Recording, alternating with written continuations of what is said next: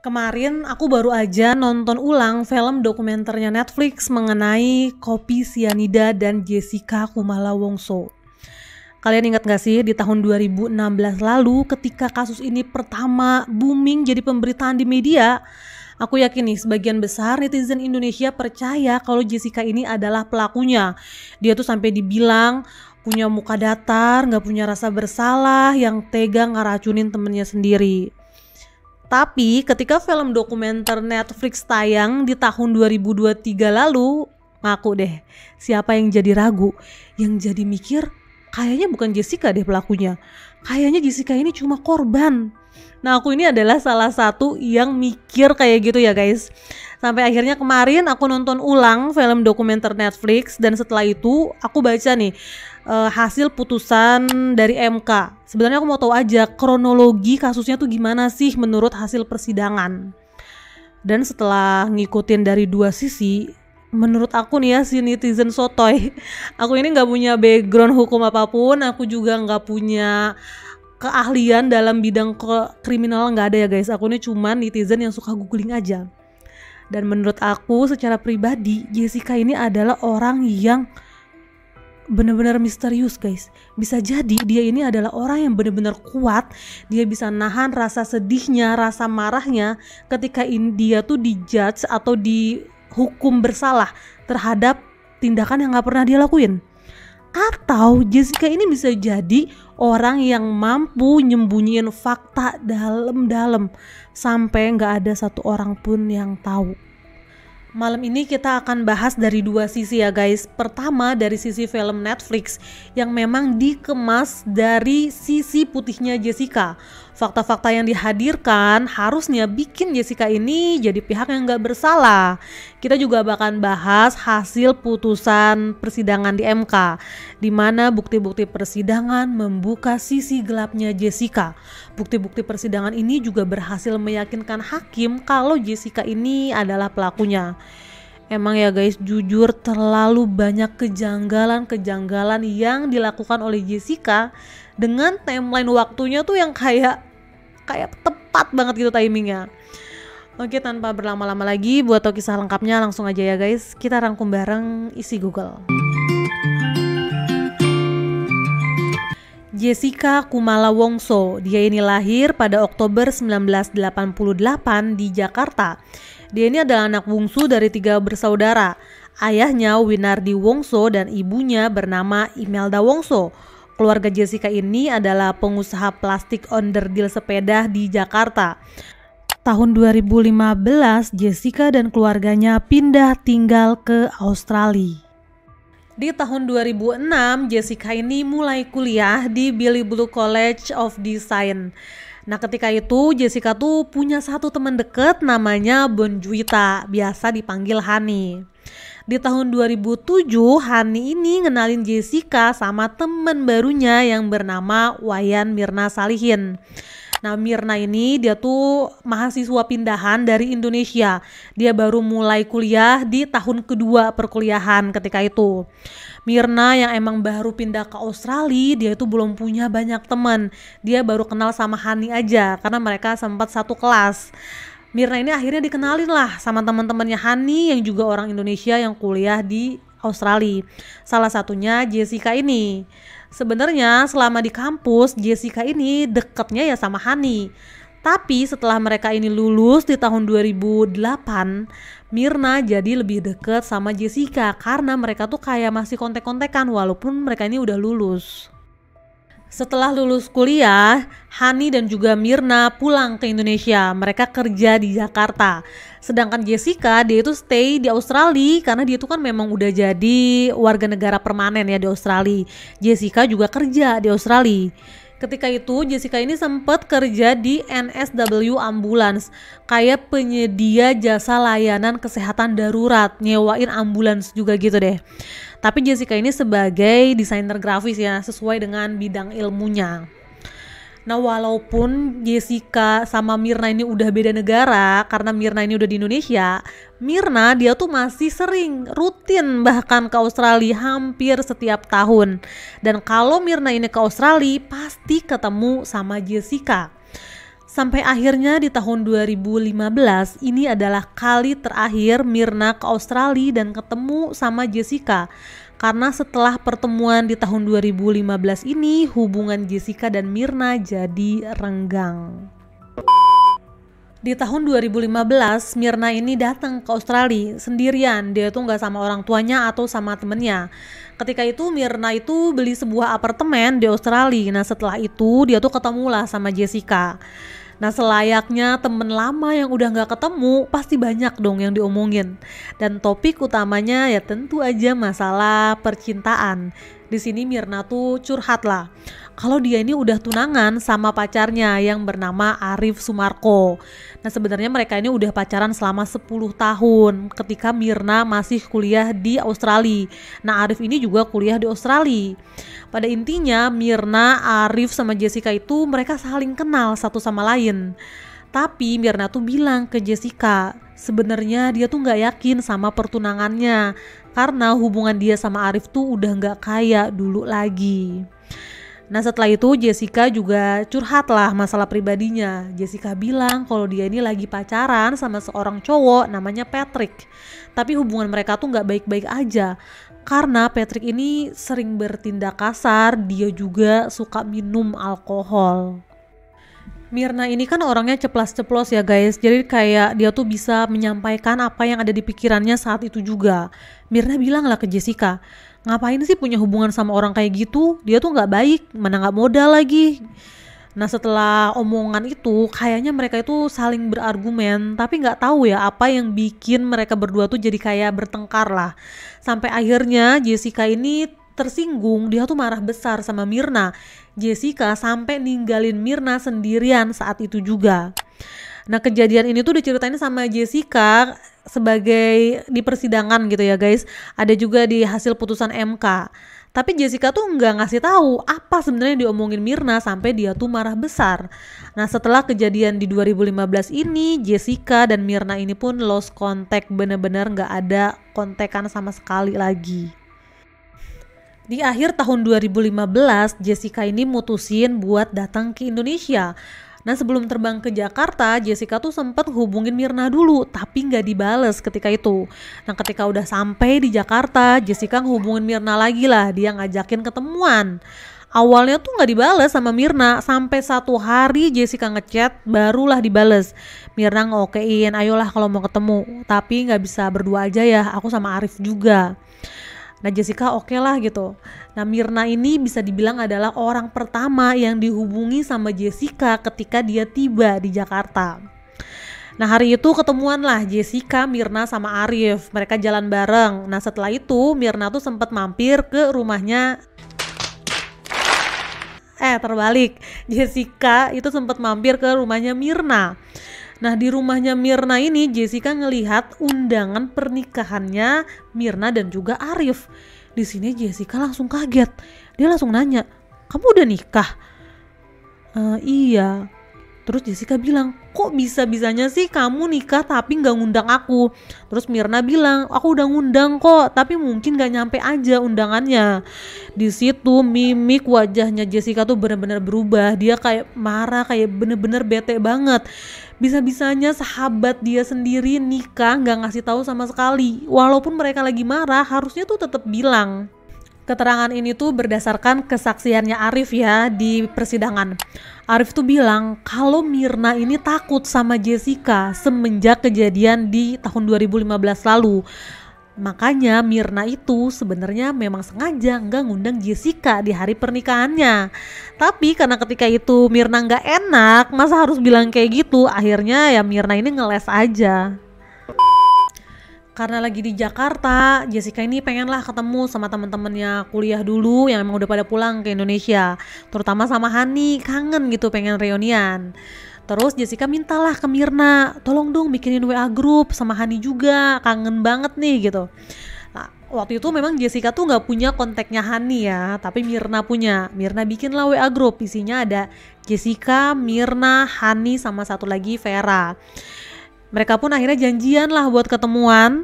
Jessica ini memang ngajak ketemuan. Mereka akhirnya sepakat buat ketemu di tanggal 6 Januari 2016 di Cafe Olivier. Mereka mau makan malam bareng, jadi ketemuannya sekitar jam 18.30.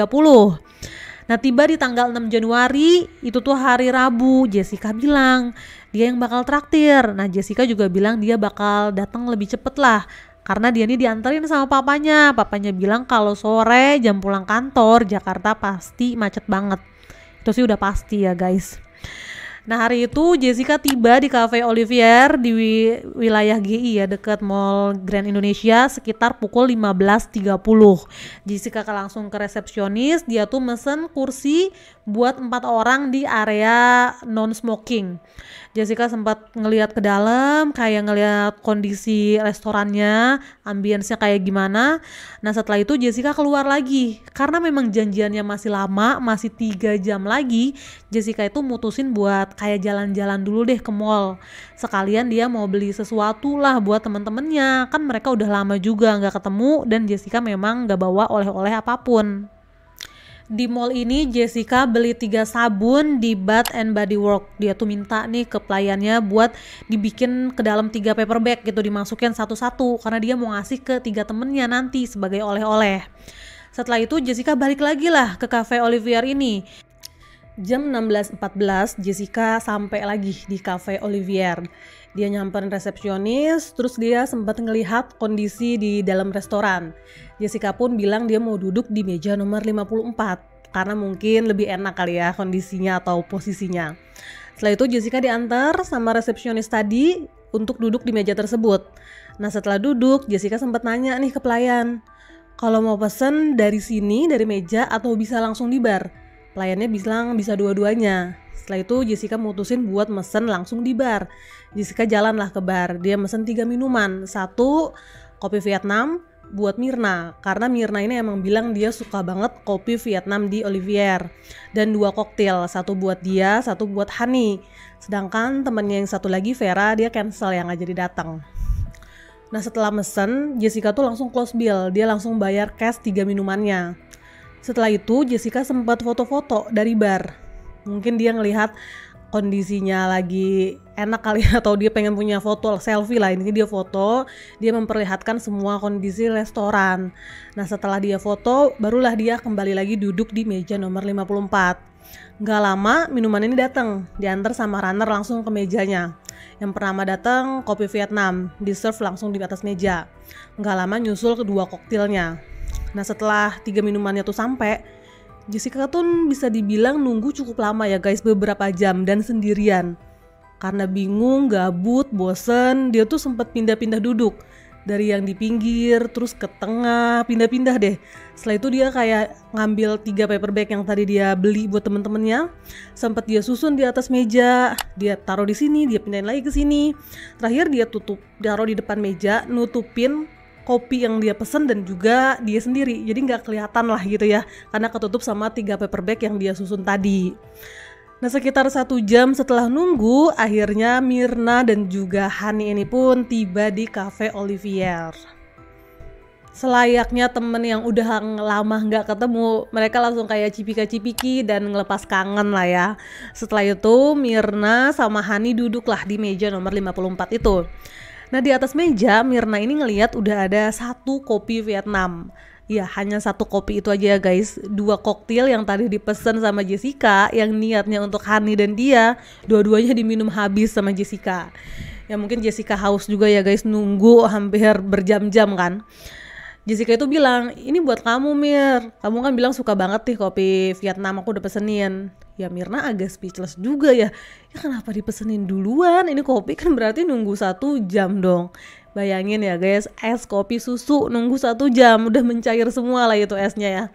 Tapi karena Mirna menghargai, udah dipesenin. Nah, gak lama setelah Mirna minum kopi Vietnam tersebut, Mirna ngerasa ada panas di mulutnya. Dia kelihatan kayak ngipas-ngipasin mulutnya kayak gitu. Terus Mirna mulai lemes dan Mirna pun jatuh ke belakang kursi kayak gitu guys. Hani kaget dong, pas dilihat Mirna tuh udah bener-bener kayak gak sadarkan diri guys. Dari mulutnya tuh keluar busa. Semua orang langsung panik, Hani teriak-teriak manggil-manggil Mirna kayak gitu. Sedangkan Jessica dia panik, tapi mungkin cara paniknya beda. Dia lebih berdiri gitu ya. Terus dia kayak diem aja. Kafenya ada orang yang pingsan dengan mulut berbusa. Panik dong ya guys. Awalnya dikira Myrna ini mungkin punya epilepsi, karena emang kayak orang epilepsi katanya. Diambil kursi roda kan buat mengevakuasi Myrna. Tapi di sini Jessica tuh sempat mention, ada apa tuh di dalam kopinya? Ngedengar kata-kata Jessica, satu staff dari Cafe Olivier ini ngerasa takutnya ada sesuatu nih di kopinya. Itu bisa bahaya dong, secara nih kopi kan diminum di dalam kafenya. Akhirnya mereka tuh mengerep isi kopinya. Pasti kan nanti akan diperiksa dong, secara ini adalah minuman terakhir yang diminum oleh Myrna sebelum dia terkapar tadi.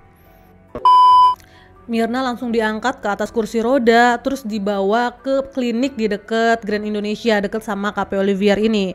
Sampai ke klinik, dokter tuh di klinik tersebut bilang ini udah emergensi banget, di sini nggak ada alat, langsung bawa aja ke rumah sakit. Ternyata di perjalanan ke klinik, Hani tuh udah ngehubungin suaminya Myrna, Arif. Arif tuh nggak lama tiba di klinik tersebut bawa mobil.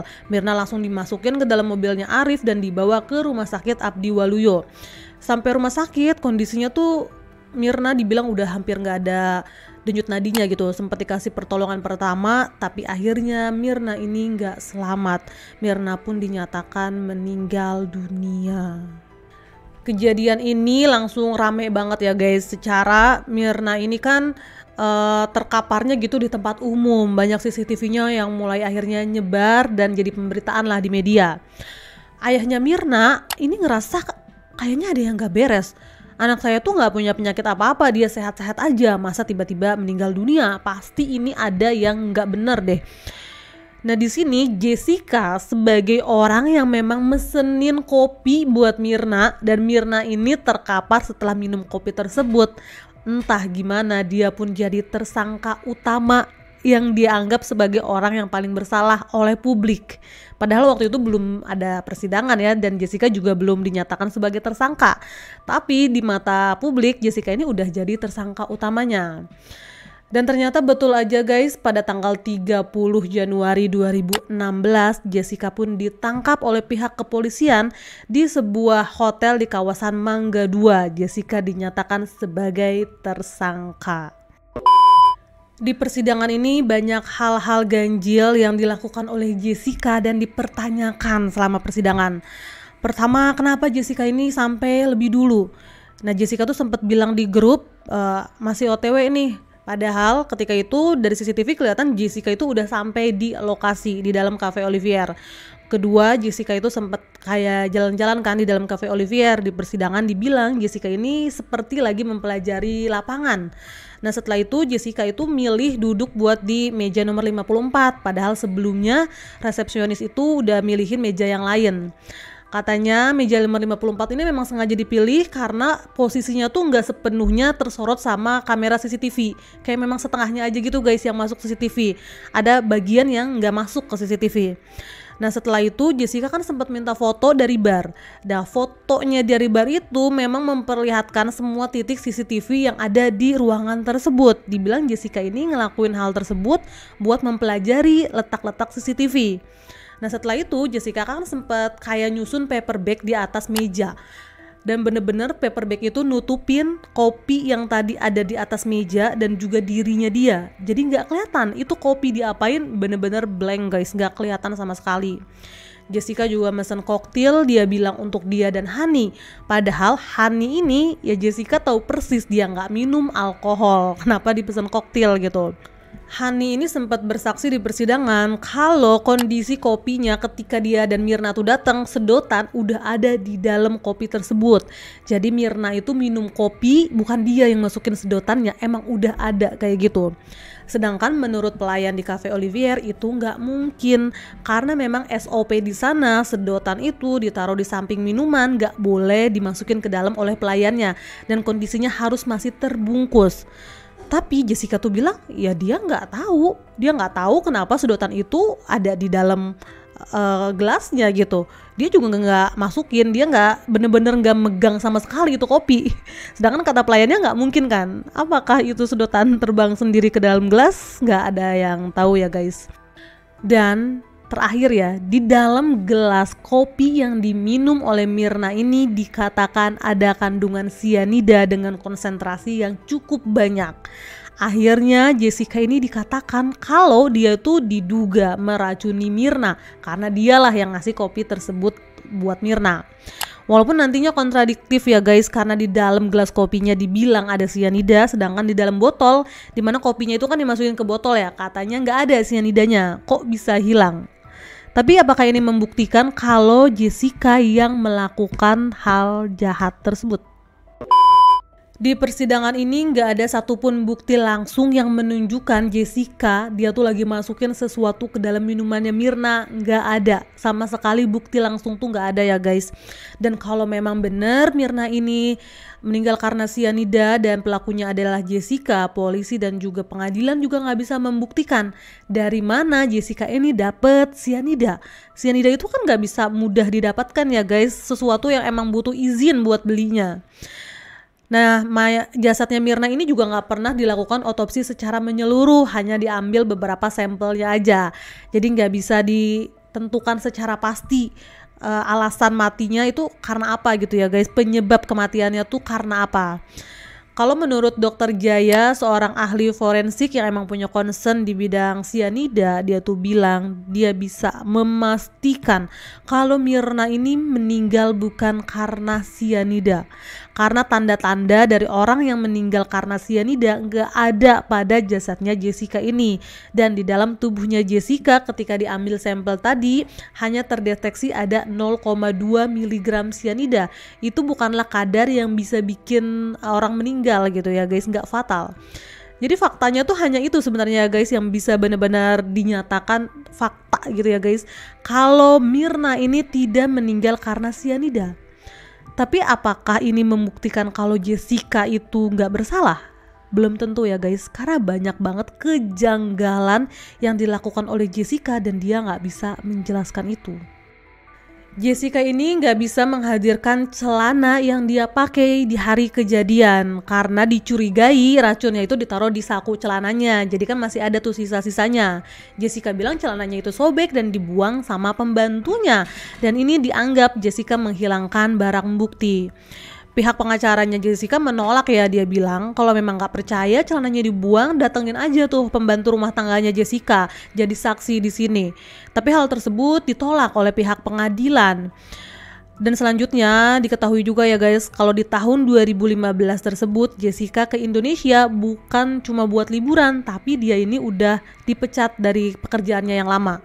Ada yang bilang juga emang Jessica sengaja mengundurkan diri, nggak tahu yang mana yang benar ya guys. Akhirnya bosnya Jessica di kantornya yang lama dijadikanlah saksi. Ditanya gitu, bosnya itu bilang, saya nggak kaget kalau Jessica memang jadi tersangka pembunuhan karena dia tuh memang punya banyak masalah di Australia. Terakhir di tahun 2014 Jessica itu pernah nabrakin mobilnya sendiri ke panti jompo. Setelah itu Jessica terluka cukup parah dan dirawat lah di rumah sakit. Bosnya tuh bilang saya sempat ngejenguk dan di situ kondisinya Jessica malah marah-marah gitu kan, dalam kondisi yang nggak baik lah. Terus Jessica bilang ke bosnya, kalau saya memang mau menghilangkan nyawa orang, saya tahu dosis yang tepat dan saya ini tahu gimana caranya dapat pistol buat melakukan hal tersebut. Ya bosnya jelas ketakutan, dia nganggap Jessica itu memang sakit jiwa kata dia. Memang punya kemampuan buat menghilangkan nyawa orang lain. Tapi kesaksian bosnya Jessica ini nggak diterima oleh tim pengacaranya Jessica ya. Mereka bilang ini tuh nggak sah, ini nggak valid. Karena bosnya Jessica itu diinterogasi atau memberikan keterangannya gitu ya menggunakan bahasa Inggris bukan bahasa Indonesia, dan penerjemahnya ini tidak disumpah terlebih dahulu, jadi mereka nggak yakin apakah benar terjemahannya kayak gitu. Pada akhirnya Jessica ini dinyatakan bersalah, dia sudah melanggar pasal 340 KUHP mengenai pembunuhan berencana. Ancaman hukumannya itu seumur hidup atau hukuman mati. Tapi karena di persidangan nggak ada bukti langsung yang menyatakan Jessica ini melakukan pembunuhan berencana, akhirnya hukumannya pun lebih rendah ya guys. Jessica dijatuhi hukuman 20 tahun penjara. Menurut aku ya guys, sebenarnya penyebab kematian Myrna sampai dengan saat ini tuh masih misteri. Belum tahu ya guys penyebab pastinya tuh apa. Nah kalau menurut kalian, apakah Jessica benar pelakunya? Atau bukan Jessica? Jessica ini hanya korban? Atau hanya Jessica dan Allah yang tahu? Coba komen ya di kolom komentar, kita diskusi bareng, kalian kasih argumen-argumen kalian. Kita bikin diskusi bareng ya guys. Sekian kisah kita malam ini, semoga ada manfaat yang bisa diambil. Sampai ketemu di video aku selanjutnya. Bye-bye.